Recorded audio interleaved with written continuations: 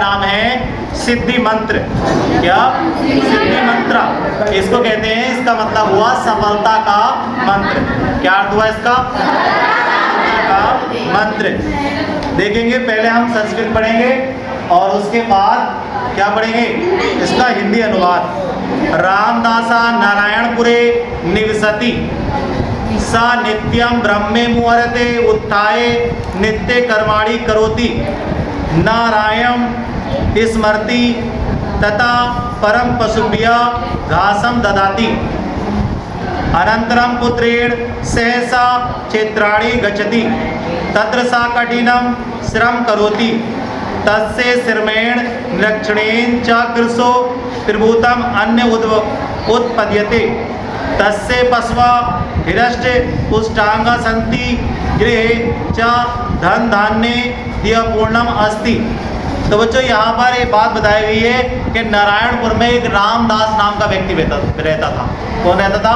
नारायणपुर में एक रामदास नाम का व्यक्ति रहता था। वो सुबह ही उठता था और अपने पशुओं को चारा डालता था, है ना। इसकी मेहनत के बारे में बताया गया है। तो ब्रह्म मुहूर्त मतलब सूर्योदय के पूर्व, यानी सूरज के निकलने से पहले उठता था।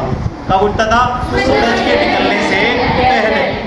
उत्थाय उठकर, ब्रह्म मुहूर्त मतलब सूरज से पहले उत्थाय उठकर नित्य कर्माणि दैनिक कार्य, नित्य कर्माणि दैनिक कार्य अनंतरम इसके बाद क्षेत्राणि खेतों पर, यानी अपने दैनिक कार्यों करने के बाद वो कहाँ जाता था? खेतों पर जाता था। क्षेत्राणि खेतों पर श्रम परिश्रम त्रिभुतम अधिक धन धान्य आदि पूर्णम, धन धान्य आदि से पूर्ण, यानी धन से दौलत से अनाज से वो पूर्ण था, यानी उसके पास किसी चीज की कमी नहीं थी। क्यों? क्योंकि बच्चों सुबह सूरज से पहले उठता था और उसके बाद वो अपने पशुओं को चारा डालता, नहलाता, फिर अपने खेतों की देखभाल करता। इस वजह से उसके ऐसा करने से वो क्या हो गया? उसके पास धन धान्य अनाज सारी चीजें उसके पास हो गई। अनुवाद देखेंगे। पहले मैं छोटी सी लाइन संस्कृत की पढ़ूंगा, उसके बाद हिंदी की। रामदासा नारायणपुरे निवसति। रामदास नारायणपुर में रहता है। रामदास कहाँ रहता है? नारायणपुर में रहता है। वे प्रतिदिन सूर्योदय के पहले उठकर, क्या लिखा है संस्कृत देखेंगे, सा नित्यम ब्राह्मे मुहूर्ते उत्थाय, यानी वे प्रतिदिन सूर्योदय के पहले उठकर नित्य कर्माणि करोति। नित्य कर्माणि मतलब दैनिक कार्य करता है। दैनिक कार्य करता है। क्या करता है? देखो, नारायणम स्मृति, भगवान का स्मरण करता है। नारायणम स्मृति, किसका?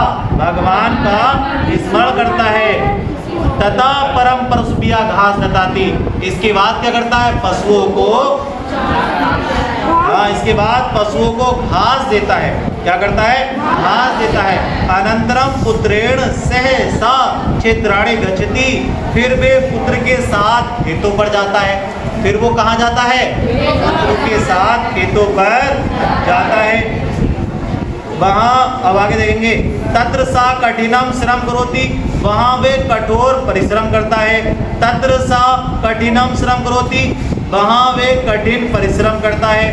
तस्य श्रमेण निरीक्षणेन च कृशो त्रिभुतम अन्यम उत्पद्यते, उसके परिश्रम और देखभाल से खेती में अधिक अन्न उत्पन्न होता है। क्या लिखा भाई? तस्य श्रमेण, उसके परिश्रम, निरीक्षणेन और देखभाल से, चा कृशो त्रिभुतम अन्न उत्पद्यते, यानी उसके परिश्रम और देखभाल से खेतों में अधिक अन्न उत्पन्न होता है। उसके परिश्रम और देखभाल से क्या होता है? खेतों में अधिक अन्न उत्पन्न होता है। फिर आ गया तस्य पशवा हष्ट पुष्टांगा संति, उसके पशु हष्ट पुष्ट अंग वाले हैं, यानी पशु भी कैसे हैं? तंदुरुस्त हैं। उसके पशु भी कैसे हैं? तंदुरुस्त हैं। फिर आगे लिखा है गृहम च धन धान्य आदि पूर्ण अस्ति, और घर धन धान्य से भरा हुआ है। और घर किससे है? धन धान्य से भरा हुआ है। तो बच्चों ऐसा क्यों हो रहा है उसके पास? बताओ। हाँ, जो रामदास है वो नारायणपुर में निवास करता है और वो प्रतिदिन ब्रह्म मुहूर्त से पहले उठकर नित्य कार्य करता है, दैनिक कार्य करता है, भगवान का स्मरण करता है, पशुओं को चारा डालता है और अपने पुत्रों के साथ खेतों पर जाता है, वहाँ कठिन परिश्रम करता है। कठिन परिश्रम करने के बाद फिर क्या करता है? अपने खेती की देखभाल करता है और उसके देखभाल करने से, कठिन परिश्रम करने से उसकी फसल भी अच्छी होती है और उसके पशु भी कैसे रहते हैं? हष्ट पुष्ट यानी तंदुरुस्त रहते हैं। उसके ऐसा करने से उसके घर में किसी भी चीज की कमी नहीं है, उसका घर धन धान्य आदि से। दोबारा देखेंगे, रामदासा नारायणपुरे निवसति सा नित्यं ब्रह्ममुहूर्ते उत्थाय निष्कर्माणि करोति नारायणं स्मरति तथा परं पशुभ्यः घास ददाति अनन्तरं पुत्रेण सहसा क्षेत्राणि गच्छति तत्र सा कठिनं श्रमं करोति तस्य श्रवणे निरीक्षणेन च कृशो विर्भूतम् अन्न उत्पद्यते तस्सा बसवा हष्ट पुष्टांगा सन्ति गिरं च धन धान्य आदि पूर्ण अस्ति।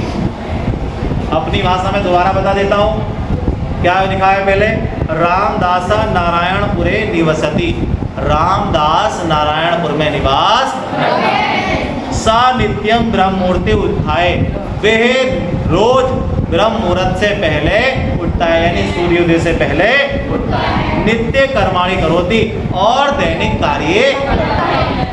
नारायणम स्मरति, ईश्वर को याद करता है, ईश्वर यानी भगवान को याद करता है। तथा परम पशुभ्या घास दताती, उसके बाद अपने पशुओं को घास डालता है। अनंतरम पुत्रेण सहसा क्षेत्राणि गच्छति, उसके पश्चात अपने पुत्रों के साथ खेत पर जाता है। तत्र सा कठिनम श्रम करोति, वहाँ कठिन परिश्रम करता है। श्रमेण निरीक्षणेन च कृशो विर्भूतम् अन्न उत्पद्यते, उसके परिश्रम और कठिन मेहनत से, देखभाल से उसकी फसल अच्छी होती है।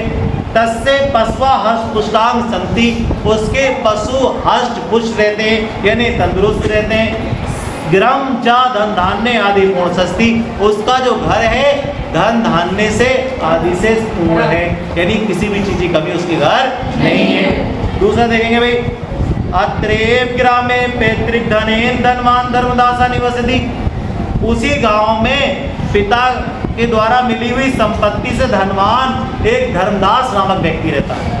उसी गांव में एक कौन रहता है? धर्मदास नाम व्यक्ति रहता है, जिसको संपत्ति कहाँ से मिली है? उसके पिताजी से, उसके पिताजी से मिली है। तस्य सकलम कार्य सेवका संपादयति, वो अपने सारे काम किससे करवाता है? मजदूरों से करवाता है, सेवकों से कराता है, वो अपना कोई काम खुद नहीं करता। यानी नारायणपुर में ही एक धर्मदास नाम का व्यक्ति रहता है, जिसको संपत्ति कहाँ से मिली है? पिताजी से मिली है। वो अपने सारे काम किससे करवाता है? मजदूरों से करवाता है। सेवका नाम उपेक्षया तस्य पशुआ दुर्बलता, यानी सेवक क्या करते हैं? उसके पशुओं की उपेक्षा करते हैं, जिससे उसके पशु कैसे हो गए? कमजोर हो गए। क्षेत्रेषु च बीज मात्रमपि अन्न नुत्पद्यते, और उसके खेत में भी अच्छी फसल नहीं होती।